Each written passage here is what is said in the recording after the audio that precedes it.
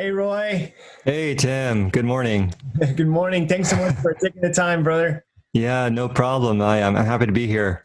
Uh, so, how are you doing and where are you? Yeah, I'm doing fine. Thanks for asking. I and my wife and our daughter, we're all situated in Diamond Bar, California, and we're I don't know, we're handling the lockdown okay, all things considered. We're not at each other's throats, and we're not disintegrating. I think, in fact, we all kind of like it. We enjoy each other's company, and I think we're learning a lot about, like, wow, how little time we didn't have for one another when we were all busy with going to the office and everything like that. So this has been quite a different change of pace for us, and we actually prefer it. Well, praise God. So, not itching to get back to the office, really enjoying the time. Not really. I mean, I do. There are aspects of the office that I do miss, but if I were to choose between the two, I'd rather just be at home more. That's good. That's a grace. Well, so you are a marriage and family therapist, and you specialize in caring for those struggling with sexual addictions. So, we Right. really appreciate you taking the time to talk today. And just to start us off in this conversation, what have you noticed to be some of the unique ways people struggle with sex addiction in this Hmm. COVID-19? Hmm. So, as you and every person knows, we are relegated to staying at home, and so for people that I work with, I work with all types of sex addiction, except for those who are sex offenders. So I don't deal with those who could be arrested for their sexual behaviors. Um, but it runs there's a wide range of behaviors. Frequenting massage parlors, going to strip clubs, domies in K-Town, um, just a lot of different ways. And so, because people are sheltering in place, they're not actually going to those places for those sexual behaviors. So those are obviously declining, but and as well as just, what do you call that? Just being promiscuous, with anonymous partners, Mhm. um, actual sexual engagement. That's obviously declining. But what's elevating like crazy is sorts of online sexual experiences, virtual as well as just fantasy. So Pornhub, I'm sure, has a huge spike, just as well as going to uh, check out the most provocative Instagram accounts and Facebook accounts.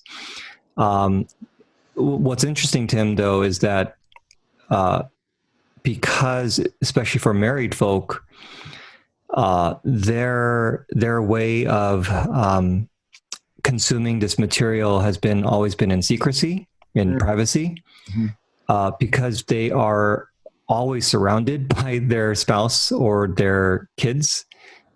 They are viewing these less, and I think that withdrawal is causing them to do other things. Maybe binging something else. Maybe it's a substance. Maybe it's TV.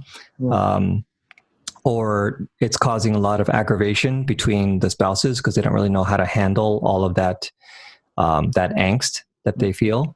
So there might be a decline in married people regarding how much they view pornography, but for singles who live alone, um, the it looks like it's increasing all the more. The binging of pornography and video games and just Netflixing, all that kind of stuff. That seems to be increasing. So, some interesting trends that we're looking at regarding sexual behaviors and where you're at, kind of in your stage of life. Hmm. Oh, that's so helpful. I think just to see that the heart wants to find another escape. If it's not going to find this, it's going to latch itself onto to something else. Yeah, well said. That's right. The heart does want to escape from things that are just hard to deal with. Hmm. Hmm. Yeah.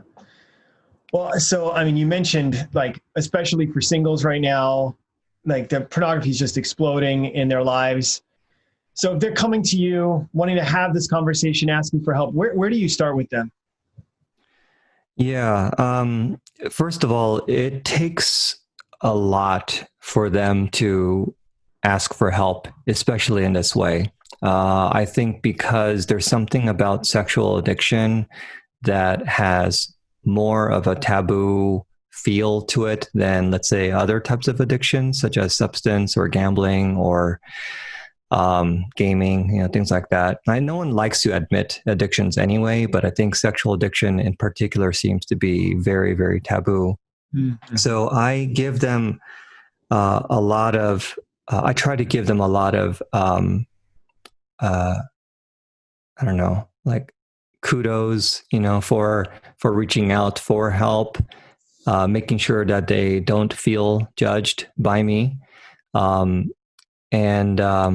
let them know that there are large percentages of people who are struggling like they are struggling, but the vast majority of them are not reaching out for help. So I give them a lot of credit for reaching out for help.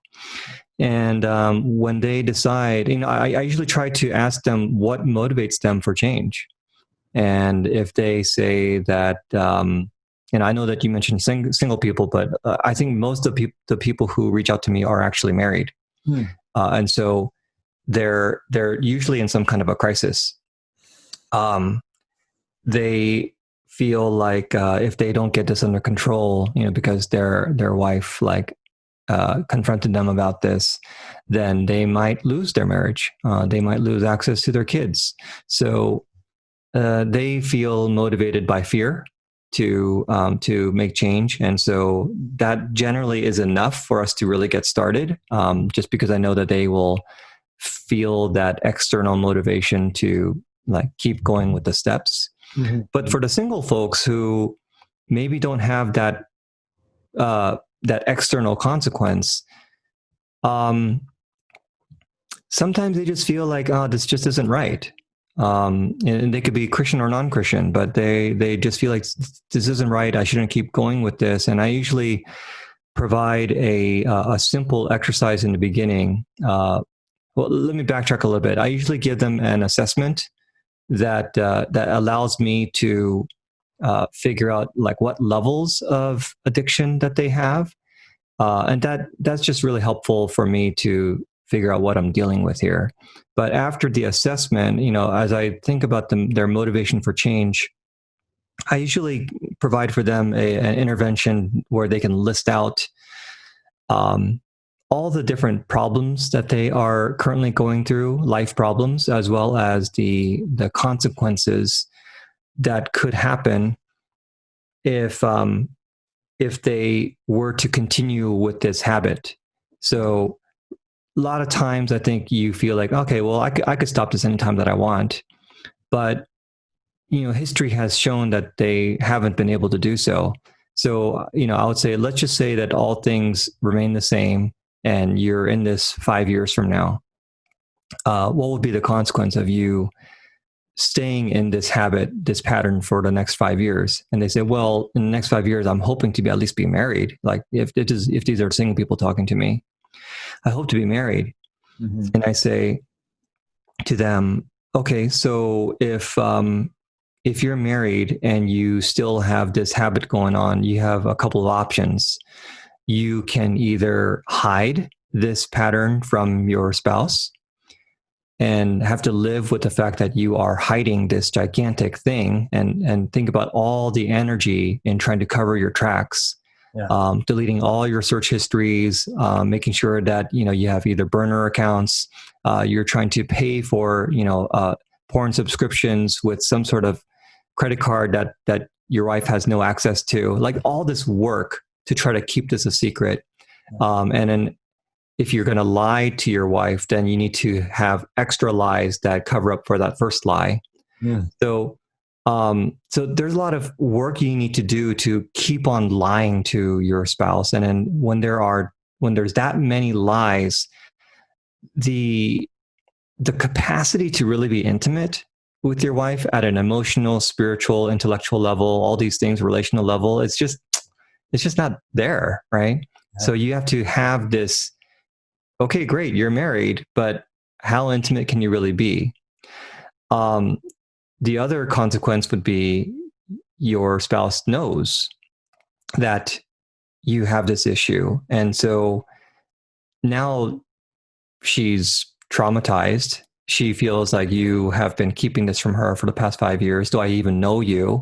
And maybe she might go ahead and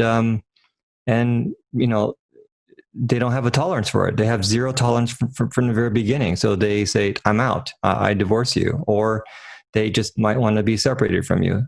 There's a lot of chaos that ensues when they discover that you've been having this thing for a long, long time. So that could be a consequence.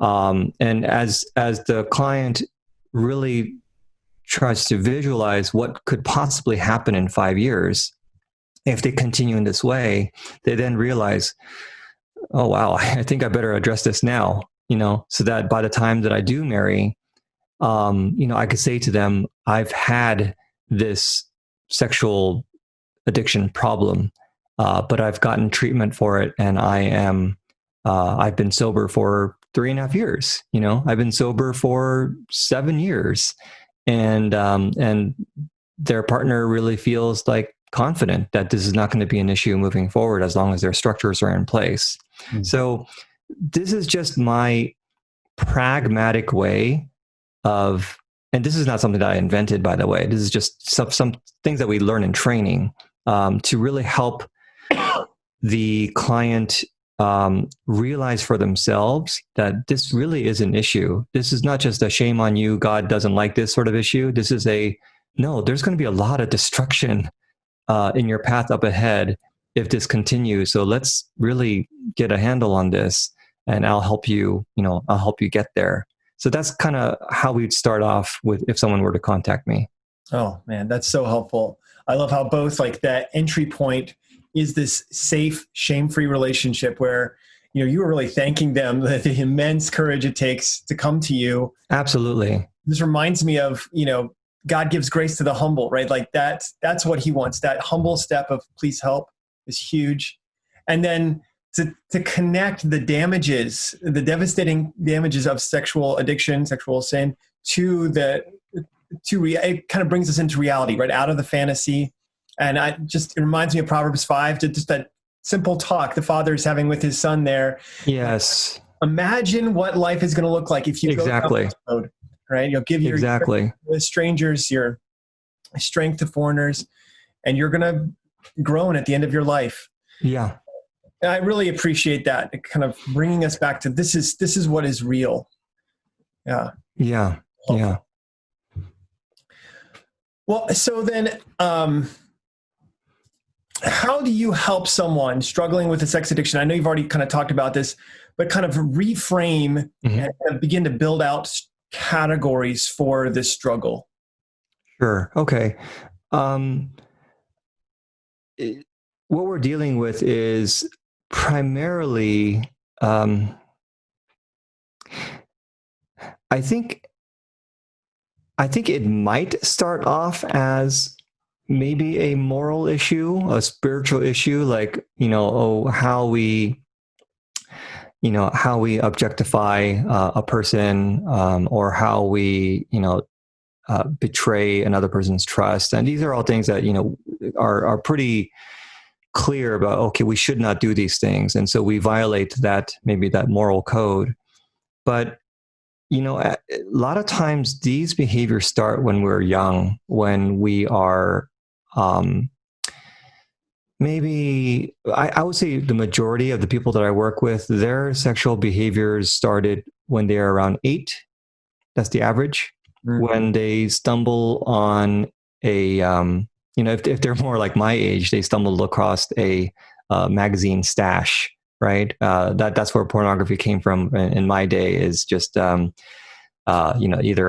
a relative's stash, or you go to your friend's slumber party and their father has a stash, something like that. So you're like, or you watch a VHS tape of a R-rated movie, and then that kind of fires up your neurons, and you're just like, you're kind of off to the races then. But even for younger folks who have only known the internet, they click on this one banner and then here comes a pop-up and it's like, oh my gosh, what is this? So when they start that young, your brain kind of latches onto these things. And I think that's just the way that God designed the brain to be.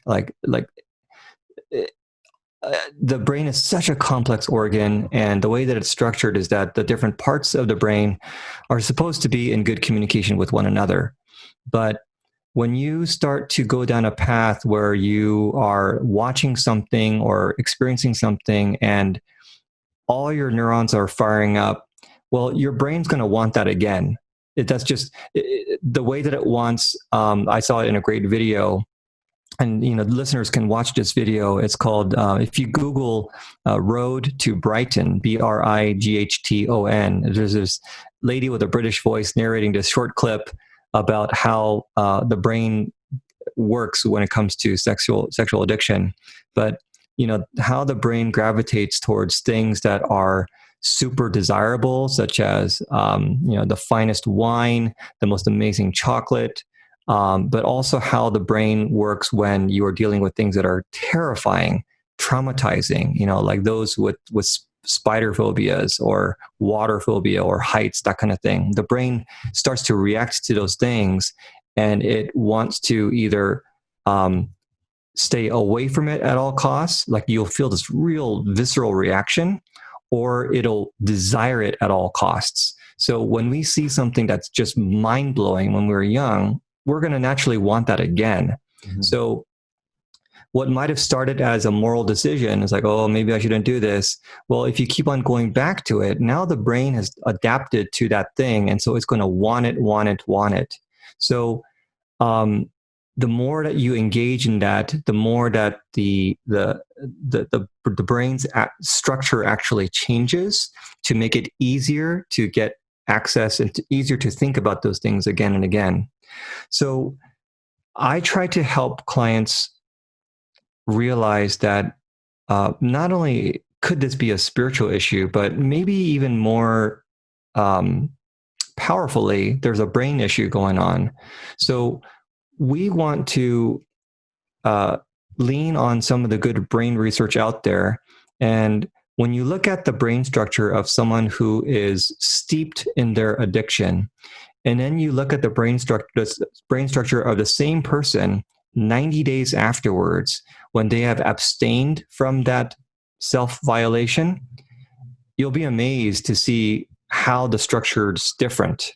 Like, it just shows that God made the brain to be a very malleable organ that can kind of heal itself if given the proper time to abstain from harmful behaviors.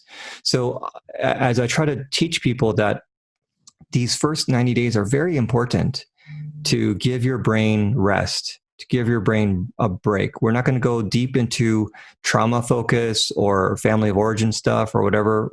We're not going to give yourself that opportunity to be traumatized and then try to go back to the porn to soothe yourself. Instead, we're just going to go towards what is it in your life that you keep gravitating towards.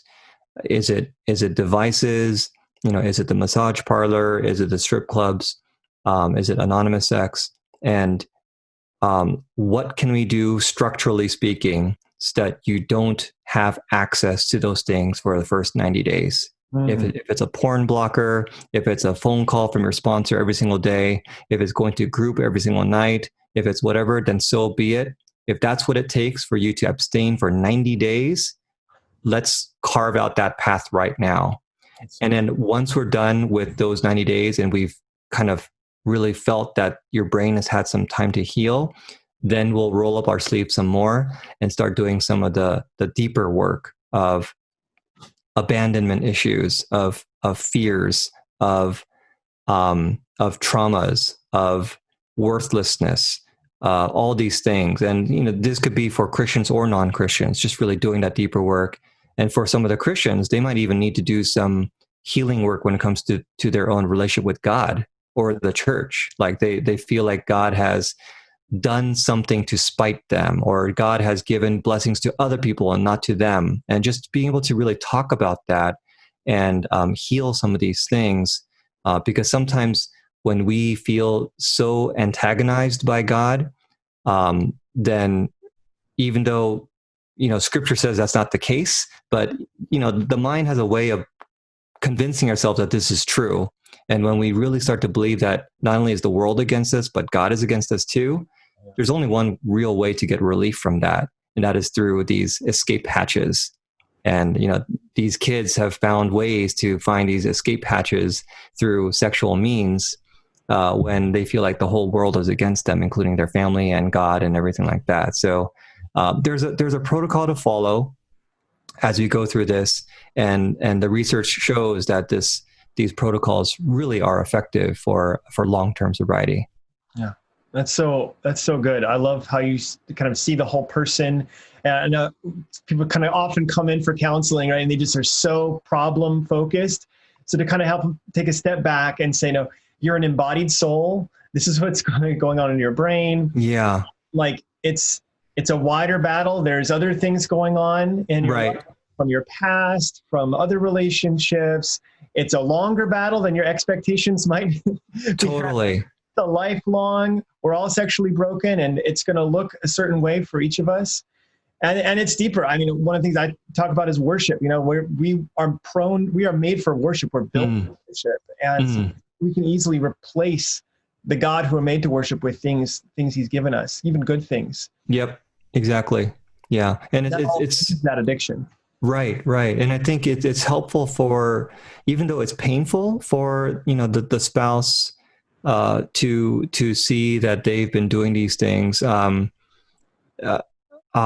It's helpful for the spouse to also know how addiction works and how this has been present long before they have ever been in a relationship with each other, because they tend to take it personally, right? What does that stripper have that I don't have? What does that person that you're doing anonymous sexting with have that I don't have? Like it's a real comparison game. So, and I totally understand that, because it's a very, you're giving away something about yourself, your sexuality that's really meant for this covenant relationship. But if you really understand how addiction works, it's not so much that they're comparing this to that. It's that they've been conditioned to escape really bad feelings through these means. And it could be someone who is quote unquote hot, or it could be just someone who's available. It really doesn't matter. They will find a way to just deal with their pain or to feel something through these sexual means, just like someone else might go towards Haagen-Dazs ice cream to comfort their pain, or they will just scroll mindlessly through social media just to kind of numb themselves from the rigors of life. So it does take a lot of education, I think, and a lot of conversation to make this be a bit more normalized. It doesn't mean that the pain is any less, but I think the more that we understand what's actually going on, the more we can have helpful conversations that can lead towards health. That's so good. And I think that allows the social supports to know this is how we can be part of helping them too, right? It's not one thing, but this is kind of our role to play. This is the spouse's role to play. This is the role to play. Exactly. Yeah. And the spouses who do discover these things, they need a lot of support, because the trauma that they feel from being from experiencing that level of sexual betrayal, that's akin to any other type of trauma out there. Whether it's combat trauma, whether it is trauma from being in a horrible car accident. The trauma of witnessing, a death, and just kind of that psychological trauma stays with you. And so these people will experience a lot of the same symptoms: sleeplessness, loss of appetite. Sometimes their hair starts falling out. Yeah. Sometimes teeth start chattering for no reason. It's just because there's this neurological response. The sympathetic system is just is getting fried from this level of threat, and so they're not going to be thinking straight. They're not going to be acting straight. So they need a lot of support just as much as the addict does. Mm-hmm. Yeah, and so helpful. I really appreciate you reframing it, not just for them, but for us. I think that all of us listening is just so helpful. Well, the last question here. Knowing that we all are sexually broken, how can we all care more for each other during this time? Yeah, I mean, I'll just put it out there. I think those of you who may have stumbled upon my podcast, it's called SA Speakeasy. SA standing for sexual addiction. That's the podcast that I produce that is helpful for just helping people understand more about sexual addiction. And in my first episode, I talked about my introduction to pornography. And a little bit about my own sexual addiction history, and I feel like it's the way that the church can help out is those who have experienced it themselves can talk more freely about it. I know that's kind of a tough ask. We're really saying basically don't care about the response, right? But I've been, all I can say is I think I've just had this type of encounter with God in such a way that the placing of the shame that comes with sexual addiction at the foot of the cross, it wasn't theoretical for me. It didn't stay at the level of theological, some nice theological truth to tuck away for myself. It really became something that I experienced personally, where I realized God's view towards me is very similar to Jesus's encounter with the woman in John chapter 8. That woman was about to be executed for her adultery. And, whether she was a sexual addict, I don't know. But if we're talking about adultery, we're talking about some sort of devastating outcome, whether she devastated her husband or whether she was the mistress and she devastated another man's wife, whatever it is. But there's some awful thing that occurred because of these sexual acts. And so,